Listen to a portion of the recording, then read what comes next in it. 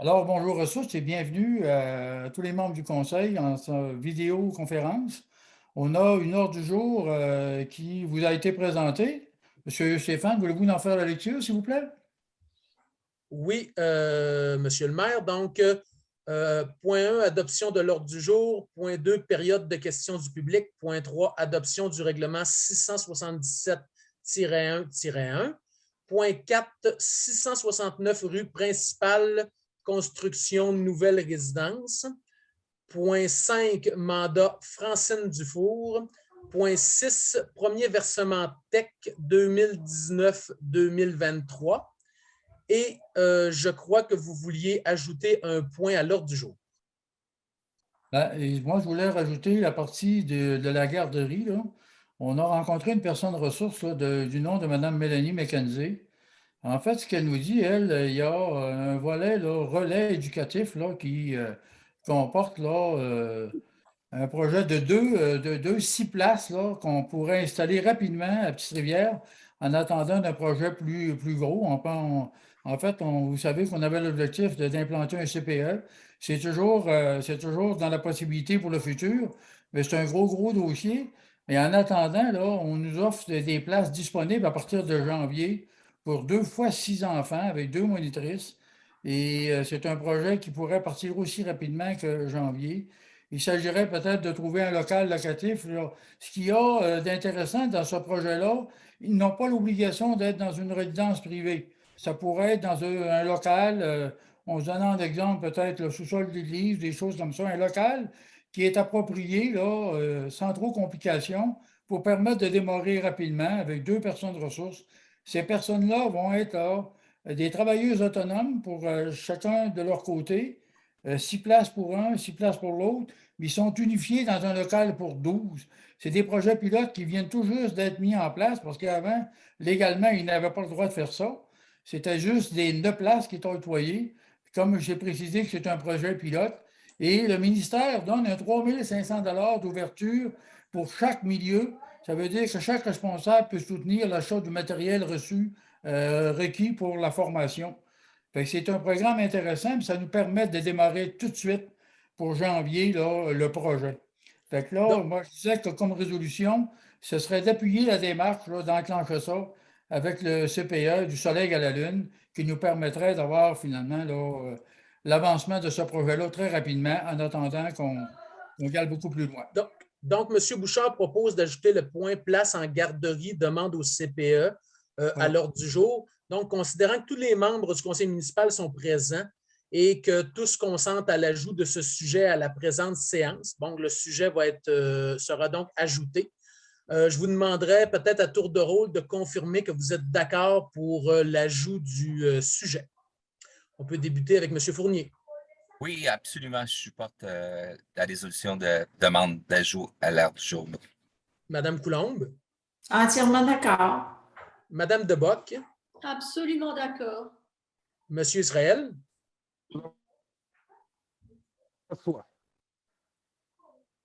Pouvez-vous répéter, M. Israël? On ne vous a pas entendu. Cela va de soi.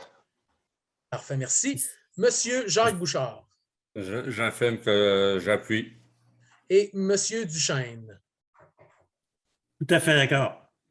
Parfait. Donc, les technicalités étant réglées, quelqu'un pourra proposer l'adoption de l'ordre du jour? Moi, Jacques Bouchard. Parfait, merci. Je vous laisse la parole aux périodes de questions du public. On a eu 3 questions. Par contre, il y a un des points qui est touché principalement, donc on pourra revenir à la période de questions à la fin. Monsieur Bouchard, la parole est à vous. L'adoption du règlement 677-1-2, c'est dans la procédure des règlements que vous avez travaillé dans le passé, puis indépendamment du FIEF, qui est un règlement qui est à part, mais les autres, là, qui est le 677-1-2, qui permet à un moment donné d'ajout dans des secteurs, entre autres, comme le hameau, puis d'autres projets autour. Là, je pense que c'est un 260 places qui se rajouterait au total là, dans ce règlement-là. Fait qu'il serait prêt à être adopté parce que l'avis de motion a été donné à une séance antérieure. Je ne sais pas s'il y a des questions. Vous le connaissez bien, ce règlement-là, vous? Est-ce qu'il y a des questions là-dessus? Sinon, j'attendrai une proposition pour l'adoption. Je propose. Madame Viviane, Oui. ça va? Merci beaucoup. Maintenant, on va être à l'item 4, 669, rue principale, la construction de la nouvelle résidence. Ben, vous saviez que, en fait, le nom, c'est M. Dufault, il faut le dire, parce qu'on est 669, ça fait longtemps que lui, il attend après une résolution pour aller de l'avant avec son projet. C'est sûr qu'il y avait quand même là, des étapes à franchir. Entre autres, il y avait l'étape du CCU qui a été analysée puis qui ont recommandé. Il y avait une problématique au niveau du droit de servitude qu'on a analysé et je pense que Stéphane peut présenter un plan du droit de servitude dans la correction que vous voyez dans la zone ombragée, alors qu'auparavant, c'était la zone pointillée là, de façon transversale à laquelle la loi de servitude est là. Il va être déplacé dans la bande là, brun pâle que vous voyez là, et ça permettrait de pouvoir commencer ces travaux là, le plus rapidement possible. L'hiver s'installe. Ça fait un bout de temps qu'il attend après ça. Moi, j'attendrai une proposition pour l'adoption là, et accepter l'émission du permis pour qu'ils peuvent commencer ces travaux. Moi, je ferais un topo là-dessus pour faire la résolution, pour présenter une résolution. T'en fais une proposition? C'est correct? Non? Ben, je vais faire le topo du dossier. Les démarches qui ont été faites, la cause de la demande, ça avait été un sinistre par le feu. Ça, c'est oui. Une demande de permis de reconstruction a été faite, oui. Demande d'études de sol de zone de mouvement a été demandée, oui. Réception d'études de sol de zone de mouvement a été faite et reçue, oui. Demande soumise au CCU pour étude, car soumis au règlement 587 PIA, ça a été fait. Étude par le bureau d'urbanisme conclue à la conformité au règlement, oui. Servitude à changer aux frais du proprio. C'est demandé, oui, et c'est usuel. C'est normal que ce soit lui qui paye, c'est comme ça que ça se passe dans les servitudes, quand on veut la changer. Résolution unanime des membres du CCU au Conseil d'accepter la demande de permis des propriétaires de construction du 669 rue principale, après engagement écrit de déplacer à ses frais l'assiette de servitude. Donc, moi, personnellement, je suis en faveur d'émettre le permis de construction selon l'avis du CCU, tel que proposé et résolu lors d'une session tenue le 18 novembre 2021 via Zoom. Alors, je propose l'adoption je fais une résolution pour accepter la demande de permis. Merci, M. Bernard, de vos précisions. Est-ce qu'il y a des commentaires là-dessus? Ça va? Ça va? Ça va. OK. C'est beau. Maintenant, oui, est-ce qu'il y a quelque chose, Stéphane? Non, tout est beau. Vous pouvez continuer, Oui, monsieur c'est le bon. maire. Maintenant, on est au mandat de Mme Francine Dufault. Je vais te laisser le soin de l'expliquer un peu, parce que moi, je n'étais pas présent là, dans cette situation-là. Là. Oui, dans le fond, suite au départ de Mme Dufour, on avait regardé avec elle pour retenir ses services pour différents mandats. Au début, le mandat était un petit peu plus large, considérant qu'il y avait beaucoup de transferts de connaissances à faire. Actuellement, le mandat est principalement ciblé sur les différents dossiers juridiques qui sont encore en cours, principalement les pluies diluviennes, si je peux dire, de 2015, où on a encore des discussions importantes avec la sécurité publique et le mandat avec, dans le fond, les discussions avec le ministère des Affaires municipales en lien avec des extras sur les services d'aqueduc et d'égouts. Donc, Mme Dufault accompagne ou répond aux questions là, des avocats qui lui envoient différents dossiers, analyse, contre-analyse, entrevues avec les parties adverses. Donc, il y a beaucoup de travail de relier à ça. Il y a quand même plusieurs heures à mettre. Et Mme Dufour là, nous facture là, à raison de 45 de l'heure. Donc, c'est pour vous demander de continuer là, de donner certains mandats à Mme Dufour. C'est difficile de mettre un montant précis, considérant qu'on ne sait pas exactement jusqu'où ces choses-là vont arrêter et que les principaux mandats ou les principales choses à faire proviennent là, directement de nos procureurs dans l'histoire. Okay. Tu avais des questions là-dessus? Ouais, je vais proposer, c'est M. Bouchard. OK. C'est sûr que moi, je veux, parallèlement à ça, là, on va travailler un plan politique, si je peux m'exprimer ici, avec la députée de Charlevoix, là, pour permettre à un moment donné d'aller voir, parce que là, on se bat contre le gouvernement, M. Simard précisait ça. Puis c'est vrai qu'on pourrait justement devenir à une entente pour pas aller au fond des choses avec le domaine juridique. On sait des fois ça s'étire longtemps. Fait que faut travailler sur une solution, peut-être d'une proposition là, entre les deux parties pour régulariser ça le plus rapidement possible. Moi, je m'engage à travailler de ce côté-là, là, puis de toute façon, on va l'inviter, Madame la députée, pour qu'elle soit présente, pour qu'on puisse échanger là-dessus, puis qu'elle fasse un travail là-dessus. Je pense que c'est important parce que sinon, si on laisse aller les choses, ça va toujours difficile à régler. Madame Dufour, elle est là parce que c'est une personne qui peut en témoigner. Elle était présente. Alors, elle a tous les courriels en conséquence pour les échanges qu'il y a eu à l'époque. On parle d'un dossier de 2015, M. Simard? Le dossier des inondations, c'est 2015 et le dossier de la construction, là, on parle de 2018-2019. Ça commence à être loin. Pour les règlements, là. Oui. Fait que, écoutez, on va travailler dans ce sens-là, mais il faut que la personne de ressources puisse continuer à y travailler parce qu'on va, si on rencontre Madame la députée, il faut être en mesure aussi de présenter le dossier puis avoir une bonne connaissance à fond, puis savoir où c'est rendu, puis qu'est-ce qui peut intervenir pour nous aider. Je pense que ça va être important de le faire. Une proposition là-dessus? Oui, je vais te proposer, M. Bouchard. Oui, M. Fournier. Tout le monde est d'accord, ça va? Oui. Oui. OK, maintenant, le premier versement de la TAC, mais j'ai hâte l'abréviation de ça, M. Simard. Moi, la TAC, pour moi, c'est l'Association des transports écoliers du Québec. Mais ce n'est pas vraiment ce cas-là, là. C'est des versements sur la taxe sur l'essence, je crois. Ah, OK. On est tellement habitué de dire la TEC, là, je crois que c'est la taxe sur l'essence. C'est un montant qu'on a reçu de 814 000, je crois, pour la période de 2019 à 2023.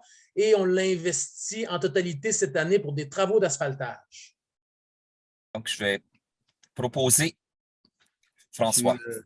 M. François Fournier propose. Ça va? Oui. Période de questions du public? Non, on serait rendu, monsieur, avec le point que vous avez ajouté, on serait rendu à place en garderie, demande au CPE. Ah, le point d'appui de la CPE. Exactement. OK, bien, c'est un projet à laquelle M. Philippe travaille depuis un certain temps, l'implantation d'un CPE. C'est quand même un gros dossier. On sait que le besoin se fait sentir au niveau des places en garderie. Si on parle d'attirer de nouvelles familles dans notre mission de développement, là, puis c'est important pour nous de le faire, il faut avoir les services qui vont avec aussi, là. Puis entre autres, là, la mise en place d'une garderie, ben, ça devient un atout important là, pour donner de l'attrait à des jeunes familles de s'installer. Et il y a une Mme Mélanie McKenzie qui est la coordonnatrice du Soleil à la Lune à Baie-Saint-Paul. Elle nous propose un projet pilote, là, puis c'est pour ça qu'on le passe ce soir en séance spéciale, parce que c'est quand même urgent de pouvoir finalement adopter notre intention et notre intérêt de voir implanter une garderie comme celle-là. C'est un 12 pour 12 enfants.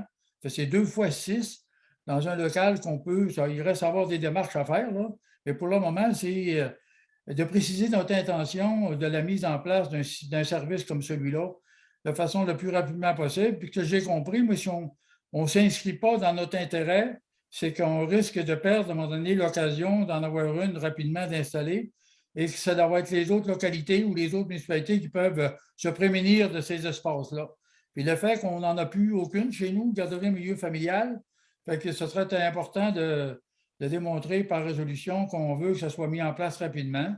Et M. Philippe, lui, qui travaille dans ce milieu-là, va rattacher des éléments de trouver un local. Les 2 personnes ressources là, qui vont y travailler, le ministère offre une contribution de 3 500 à l'ouverture de chaque milieu. Fait que le ministère est impliqué là-dedans pour pouvoir là, mettre de l'équipement aussi à l'intérieur des locaux. Donc, c'est un projet drôlement intéressant qui arrive rapidement, mais il arrive à point aussi.